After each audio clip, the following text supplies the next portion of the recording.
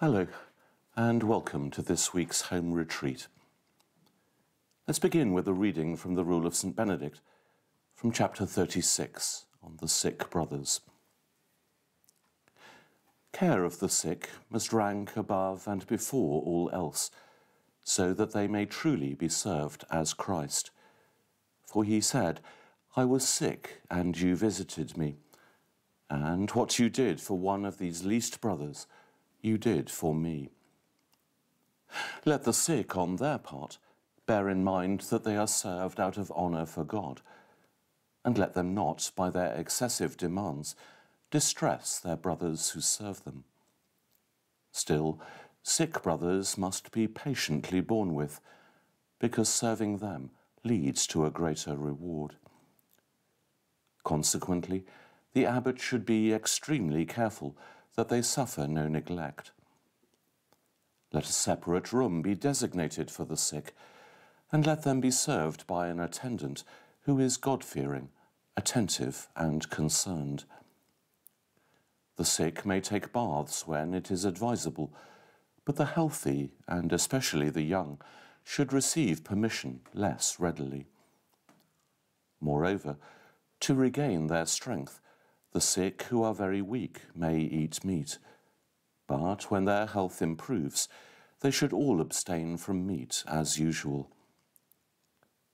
The abbot must take the greatest care that cellarers and those who serve the sick do not neglect them, for the shortcomings of disciples are his responsibility. As some of you may know, I was a junior doctor before I joined the community here at Ampleforth. Perhaps it's not so very surprising then that since my return from Oxford late in 2022, 2 out of 3 of my main works for the community are medically related. Currently, I am the infirmarian, caring for our sick and elderly brethren in the monastery, and also the spiritual advisor to our Ampleforth Lourdes pilgrimage, working with a large team to bring sick pilgrims to Lourdes and to ensure their spiritual and medical well-being, both during the pilgrimage week itself and throughout the year. So when I was asked to lead this week's home retreat, my thoughts naturally went to St Benedict's attitude to the sick as a starting point for our reflection. Benedict's words about the sick brethren with which we started are wise, kind, and powerful. In this, he is quite unusual. Often, as many of you will know, Benedict uses the earlier rule of the master as the template for his comments.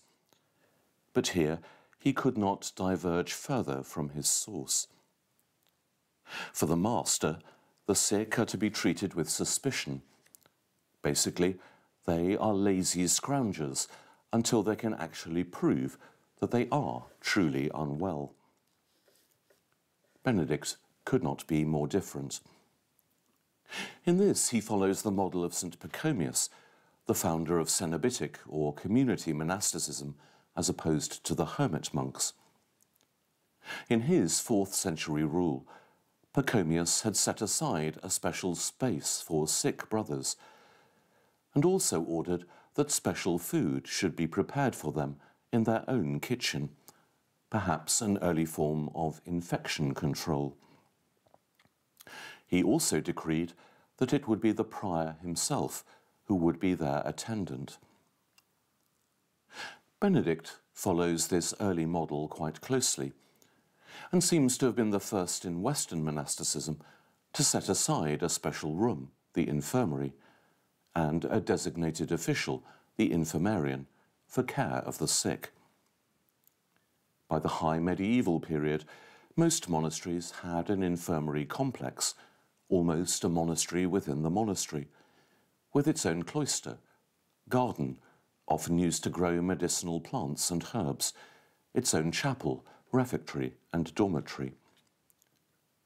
Here the sick and the elderly could be properly cared for, and it's likely that infirmarians also had a mission to the sick amongst local layfolk, a little like Brother Cadfael in the TV series. Reflecting further on Benedict's own words, he begins with a very bold statement. Care of the sick must rank above and before all else. In this, he equates the care of the sick with two other elements in the rule: that they put nothing whatever before the love of Christ, and that they put nothing whatever before the work of God. In all three of these elements of community living, Benedict stresses their importance, since all three are opportunities to encounter and to serve Christ the Lord. Famously, he will go on to say the same about the reception of guests a little later on in the rule. Just as we encounter Christ alive in the liturgy, in our prayer, in our lectio, so equally truly do we love and serve him in the sick. And Benedict reminds us that such care is a gospel imperative, an imperative by which ultimately we will be judged, since he quotes from Matthew 25, that famous parable of the sheep and the goats. I was sick, and you visited me, and what you did for one of these least brothers, you did for me. Like Pachomius, Benedict has a special official to care for the sick, the infirmarian. Benedict describes 4 qualities desirable in this official, 3 direct and 1 implicit.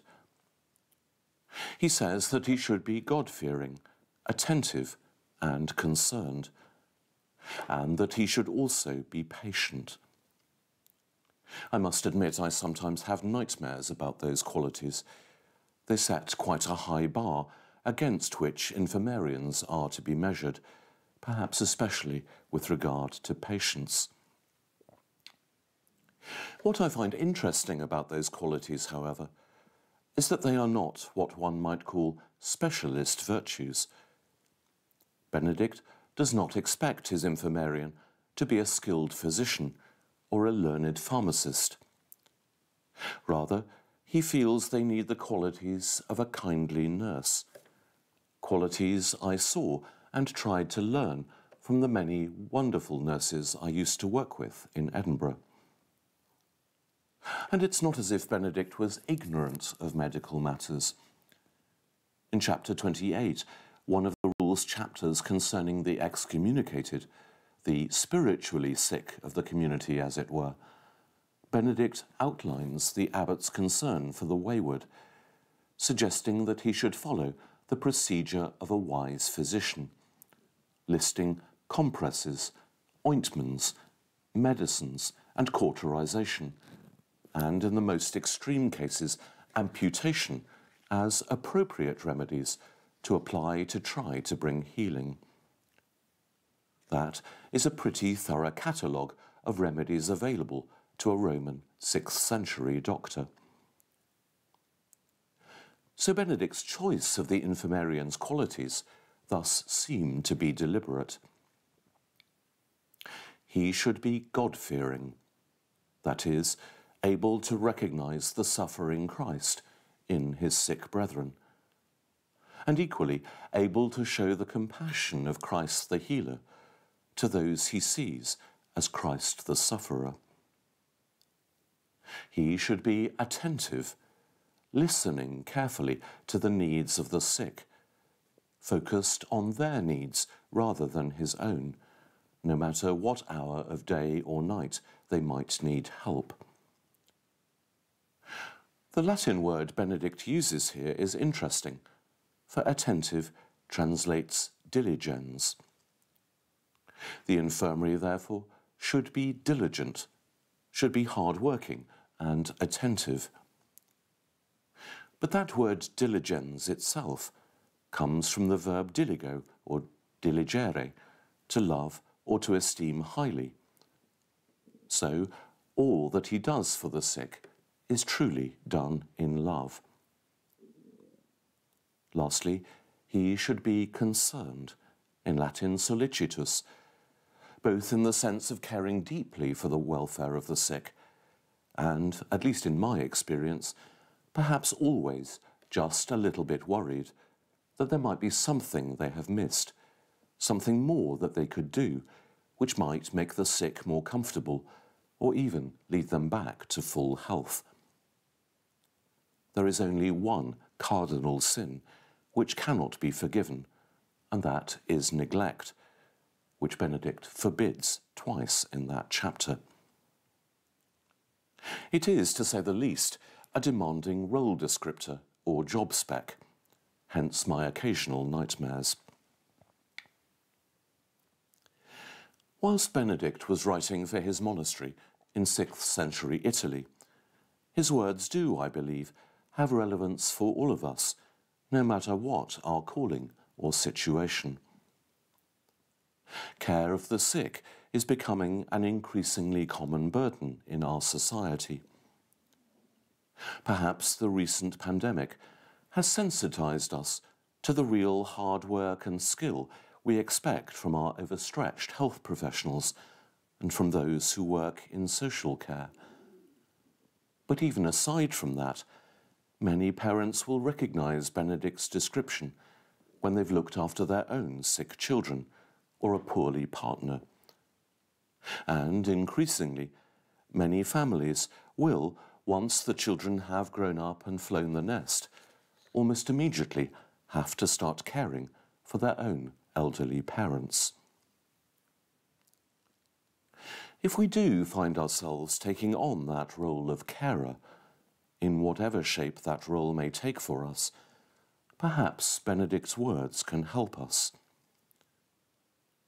In such situations, it is worth remembering, I think, that we are so often not called to be specialists, but rather, like Benedict's infirmarian, to go about our care with prayer, attention and concern, seeking to see the face of the suffering Christ in the one we love and care for. Caring, it must be said, is never easy, and perhaps we should be brave enough sometimes to admit that that is the case. Hence Benedict's comment that the sick must be patiently borne with. Caring can be exhausting, can be frustrating and hard, and it can sometimes leave us with a sense of hopelessness and loneliness. I've certainly felt all of those emotions in the past year of caring for my brethren. And in those situations, perhaps we need again to be honest with ourselves and admit that we cannot do everything alone, and so seek whatever help may be available. That can be a painful admission, perhaps especially for those of us who are men.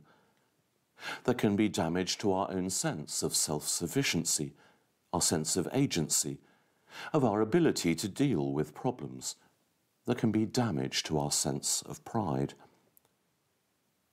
But if there is anything I have learned from my years both as a doctor and as a monk, it is that to care effectively for others, you have to care for yourself.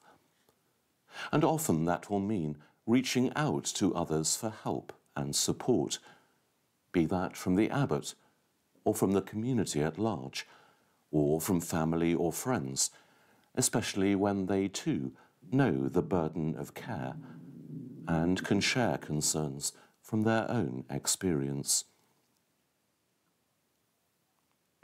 Just one last thought. The first formal act of our Lourdes pilgrimage each year is a little ceremony called the Blessing of Hands. It's very simple. There's a reading and reflection, followed by some prayers, and then all come forward to have their hands blessed. Doctors, nurses, helpers and chaplain, and the sick pilgrims themselves, all seeking God's grace and dedicating their hands to the work of caring for others. One of the things which I think was most destructive about our experience of the COVID pandemic was the sudden disappearance of touch from all our relationships. Again and again in the Gospels, we see Jesus stretching out his hands to touch and to heal those who were sick. And yet, for 2 years, we were unable to follow his example, just when so many of our families and friends needed it most, needed to feel the hand of another human being in theirs, needed that touch to know they were loved. And often that simple gesture of holding the hand of another, of holding the hand of someone sick or in pain, is the most powerful gesture of healing there is, often far more powerful than any medicine. It made the return of that little ceremony of the blessing of hands so very poignant and moving when we finally returned to Lourdes in 2022, after 2 years of virtual pilgrimage. In that ceremony, and just before the blessing, there is a little responsory. Following the celebrant's intercession, all join together to say, "Lord, bless our hands to your service." That strikes me today as a very powerful little prayer for all who are involved in caring for the sick, no matter what those hands will do, whether it be making a bed or a cup of tea, or helping someone dress or wash, or giving someone their medication. We ask the Lord to bless our hands as we serve him in the sick. Just as we begin each moment of prayer in the office with that ancient little prayer from the Psalms, "O God, come to my assistance. O Lord, make haste to help me." So perhaps any of us who care for the sick in whatever way might make that little prayer our own each day. Lord, bless our hands to your service. Let us conclude with a prayer. O God, who willed that our infirmities be borne by your only begotten Son, to show the value of human suffering, listen in kindness to our prayers for our brothers and sisters who are sick. Grant that all who are oppressed by pain, distressed, or other afflictions may know that they are chosen among those proclaimed blessed, and are united to Christ in his suffering for the salvation of the world, who lives and reigns for ever and ever. Amen.